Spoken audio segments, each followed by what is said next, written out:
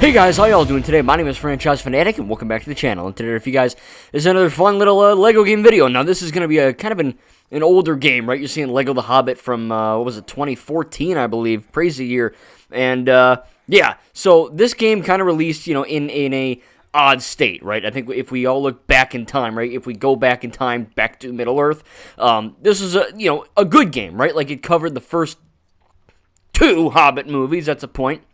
But it was also, just a really fun game, right? They had a massive open world in Middle-earth. I mean, genuinely huge. This was pretty much my Skyrim. You know what I mean? Like, I had Skyrim at this point in my life.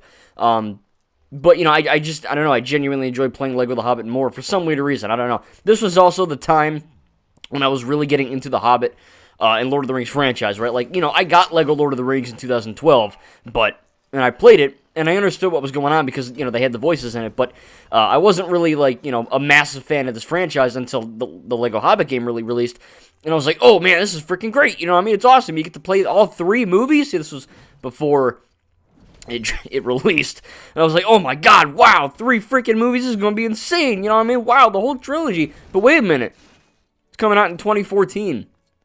The trilogy ended in 2016, I believe, so that's, little weird, So, look, normally with these older Lego games, like Lego Jurassic World, Lego Avengers, certain, games like that, the Lego Movie 2, the Lego Ninjago movie video game, the Lego movie video game, they will release a Lego game based on a movie or the end of a trilogy or, whatever. And they try to kind of, get a big amount of films into, this game. Or any Lego game, really. And they kind of failed in that sense because, with Lego Lord of the Rings, you get the whole trilogy. Obviously, that whole trilogy has been out for a long time before the Lego game, but still, it was a little bit odd for them to be like, yeah, we're only releasing two games. Now, to their credit, they were in interviews saying, hey, Lego The Hobbit, it's great, I'm going to love it. It's got the first two movies, An Unexpected Journey and The Desolation of Smaug, and The Battle of the Five Armies, which I believe it was called There and Back Again. That was, going to be the third film. And they're like, yeah, we're going to release it as a DLC, right? It's probably going to be paid, but, whatever. We're working on it, right? It's going to happen. Trust us. It's coming out, and it's going to be good. And then years and years and years and years and years go by. I get older, and it's here we are in 2025, the year of our Lord and Savior, and my God, there is no DLC. Now, I'm not going to call TT Games outright liars, but they lied. Yeah, so, I mean, look, they're liars, okay? Straight up, it's really, excuse me for saying this, but it's just to kind of be like, hey, we're releasing, some massive DLC patch or whatever, and we're going to have the third film. I don't know how many levels they said. I don't even know if they did say it, but we're going to add this, right? Trust us, bro. And then nothing happens. And it's a little bit awkward, because I was replaying Lego The Hobbit for fun. I'm actually in the middle of replaying every Lego game from the beginning to the newest ones, and I'm at The Hobbit right now, so I figured, hey, this is a good time to, make this video. But the gameplay, the game itself is fantastic. Like, it's effing amazing, you know what I mean? Like, the open world feels lived in and alive. The graphics are incredible. If you're playing on your Xbox Series X, you're getting 60 FPS, or I believe it actually might be 120. Whatever the case, it's a higher number of FPS than you would on, a Xbox One, for example. So the game runs beautiful. It looks beautiful. It's a really great game to play. The voices are obviously all from the film, from the two films, I should say. And yeah, I mean, the side quests are really fun. The levels are fun. The cutscenes are funny. We got Christopher Lee's final performance as Saruman in this movie. I know that he was in the War of the Rohirrim film, the anime film that came out last year. It is canon, but I believe that's archive footage or whatnot. But this was like his last real job as Saruman, where he kind of narrates the cutscenes, and I think that was a really cool detail. It's a fun game, like I said, it's really addicting, really fun, much like every other Lego game. You had like that weird era where like they have like the weird building shit where like you collect a bunch of bricks or pieces or wooden planks and fish and chicken legs and whatever, and you gotta throughout the open world or the levels, and you get to essentially kind of trade these items in for either other items like rubies and sapphires and whatever, diamonds or what have you. But you can also do that to do these little mini games, right? And you kind of have to select the right Lego piece in time, and you get studs. It's fun, right? I think that was a good mechanic. I enjoyed that. I also like, rummaging through the open world of Middle Earth, just looking at shit. It's a really good looking game, especially at that higher frame rate on, the Xbox Series X.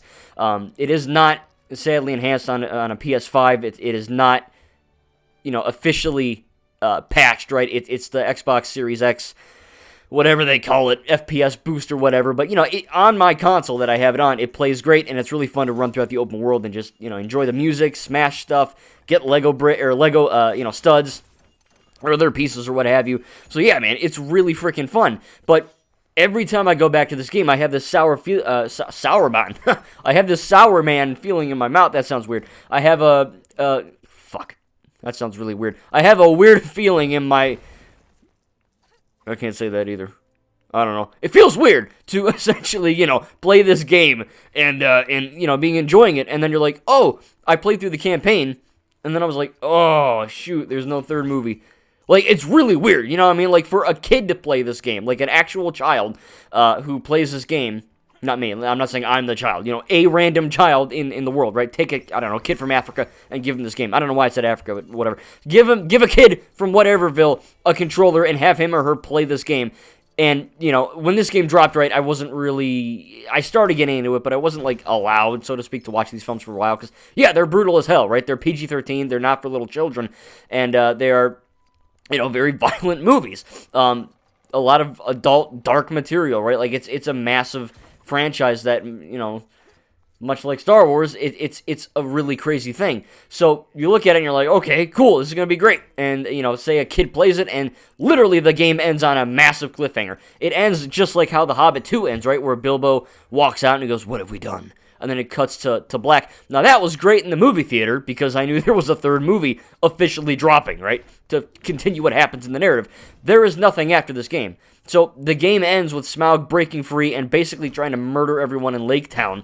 And then they're like, end credits, kids. Yeah, everyone died. And I'm like, oh my god, you know what I mean? Like, as a kid, it must feel really weird. A, it's weird. B, it's confusing. You know what I mean? Because, what happens next? I don't know.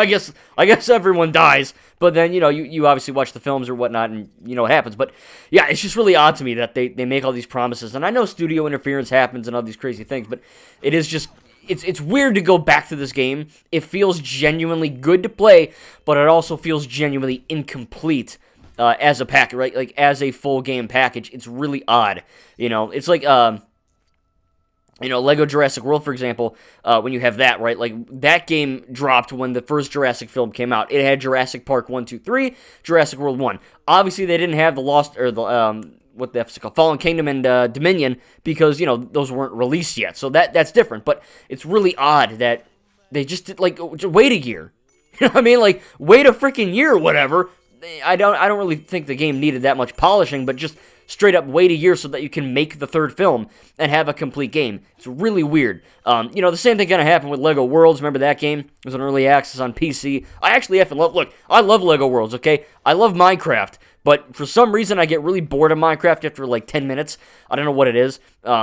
It's it's objectively good, but I just personally, I can't stand Minecraft after, 10 minutes of playtime. Lego Worlds, yeah, personally I like it more because I like Lego, right? I don't know if you could tell that, but, I like Lego.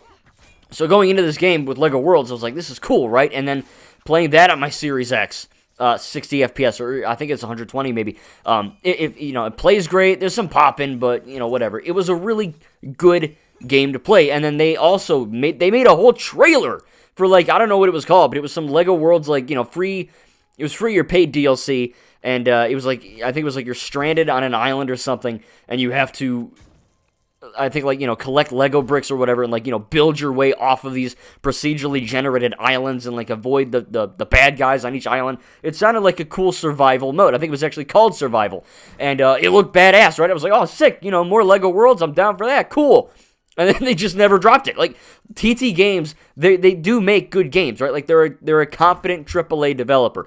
But sometimes they just lie the hell they just lie so bad, and it really pisses me off because they're making all these promises and then they just don't deliver, and then they're like, oh yeah, we forgot, or some dumb excuse. So yeah, it is a little odd to say the least to release Lego The Hobbit in that state, and also Lego Worlds was a bit different in that sense because Lego Worlds released a full game. They just told us, hey, we're giving you some DLC, love it or die, and then they just never released it. So I don't know, maybe something happened. I was just mad about it. Like, I'm still mad about it. I watched that trailer a few months ago and I was like, wow, that's cool. Oh yeah. Oh, shoot, it got canceled. Same thing with The Hobbit. So, yeah, look, I love Lego Lord of the Rings. I think it's a really good game. Again, that is also 60 FPS on Series X, too, which is really great. So, yeah, it plays great. It looks great. And, Lego Lord of the Rings is a banger. It's a great game. Lego The Hobbit, same thing. I think it's actually even better, right? The open world is amazing, like I said. The levels are fun. Everything on a playable, gameplay experience perspective is good with Lego The Hobbit, right? Like, nothing is truly like, oh man, the cutscene jittered. I think I got one, for some reason the game, if I were to choose, have one negative with Lego The Hobbit, really, truly, one actual flaw. For some reason, I don't know if this is just me, but when I'm playing as Dwalin, one of the dwarves, and I think it's when you select his two axes, one of his Warhammer and then the two axes. If you select the two axes and you're playing as a specific version of Dwalin, the game just freezes every time. I guess, I don't know. Look. Look, TT Games, they can make good games, okay? But when they're not lying, sometimes their games have really weird glitches that, like, they haven't patched. You know what I mean? Like, most game developers patch shit out. They don't really do that. They're like, yeah, well, if the game doesn't actually work, we'll fix it. But the odd weird stutter or the odd weird crash or whatever, they don't really fix that. So, some of these games aren't 100% sound technically, but that's really my only issue with Lego The Hobbit. And again, it's a great game, but it's really, really weird to revisit it, especially 2025, and just be like, yeah, this is great, but, like, where's the third movie? It just feels really odd, you know what I mean? It truly does hit me as a missed opportunity. It's like something that they could have, easily cashed in on, right? Like, hell, I would have paid $15 for a DLC to play 5 or 6 more levels, covering the third film, maybe either add on to the open world of Middle-earth with those new locations, or maybe just give us, like, a different, maybe albeit a little bit smaller hub world via, like, a loading screen or something. Anything at this point, for God's sake. I don't know what the next Lego game is. I know my buddy Quick Brick Games, he made a video saying it might be like, he kind of debunked it, saying it's not Speed Champions, which obviously, duh, that would sell effing, one copy. Well, actually, like, probably 2, me and Quick Brick. But yeah, I'd buy anything from TT Games, really. But I think that it is, truly a mystery on what we're getting next. And the fact that when I'm just happen to be replaying all of these Lego games from the beginning to the end here, I just happened to get to Hobbit, and I was like, this is great, but it just, again, it feels really odd to me that they never kept their promise. And I know, game shit happens and whatever. I'm not a game maker. I know that behind the scenes stuff can happen. But, yeah, just kind of a weird thing I wanted to talk to you guys about. Tell me your opinions on Lego The Hobbit down below in the comments. What do you like better, Lego Lord of the Rings or The Hobbit? And, maybe what's your favorite trilogy? I love both, but I got to go with Lego The Hobbit. The Hobbit trilogy. I think, if you watch all 6 of those movies, the extended versions, those are obviously the best way to watch them. I know they're like 8,000 hours long each, but they're really effing good movies, okay? Like, they're incredible films. And personally, I would choose Hobbit over Lord of the Rings, but I think they're both trilogies are incredible. But yeah, again, just replaying this Lego game, it was a little bit wonky in hindsight to revisit this. Albeit a good time though. Tell me down below in the comments what you think. Would you want to see a paid or hopefully, obviously you want a free DLC versus a paid DLC, but would you pay for it if they did that? And yeah, I know, what would you kind of add? Tell me in the comments. Would you add 5 or 6 levels? Would you add a new open world? Or, smaller hubs and a different loading screen? Tell me down below. We'll have a little conversation about it. Thank you guys, and we'll see you in the next video.